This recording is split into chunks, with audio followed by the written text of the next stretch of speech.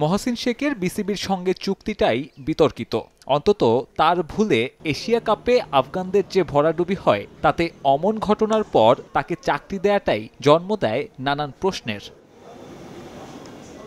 আফগানদের ডুবিয়ে ছাঁটাই হওয়া মহসিনকে এরপর ভালো অঙ্কের বেতনে এনে অল্প সময়ের ব্যবধানেই করা হয় 2 বছরের নতুন চুক্তি। টাইগার ক্রিকেটে হাতুড়ে সিংহে অধ্যায় শেষ হতেই পাকিস্তানি বংশোদ্ভূত অস্ট্রেলিয়ান অ্যানালিস্টকেও বিদায় জানালো বিসিবি।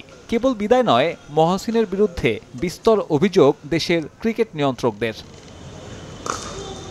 গত জুনে বিসিবিকে না জানিয়েই কানাডার গ্লোবাল টি-20 ড্রাফটে চলে যান মহসিন। গুঞ্জন আছে তৎকালীন বোর্ড কর্তা আর হেড কোচের ছত্রছায়ায় অনুমতি নেয়ার প্রয়োজন মনে করেননি তিনি। এরপর এবারের বিপিএলেও একই কাজ করেছেন মহসিন। বিসিবিকে না জানিয়ে খুলনা টাইগার্সের সঙ্গে নিলামে বসে যান সাবেক টাইগার অ্যানালিস্ট। কেবল এই 2 ঘটনা নয়, দলের পারফরমেন্স সহ মহসিন শেখের বিরুদ্ধে অভিযোগ আছে আরও। তবে অভিযোগ আছে এই অ্যানালিস্টেরও। বর্তমানে আবুধাবি টি10-এ ব্যস্ত থাকা মহসিনের সঙ্গে যোগাযোগ করে সময় সংবাদ। তার দাবি, স্রেফ ব্যক্তিগত আক্রোশের কারণেই তিনি ছাঁটাইয়ের শিকার। They knew, they had every information off the record.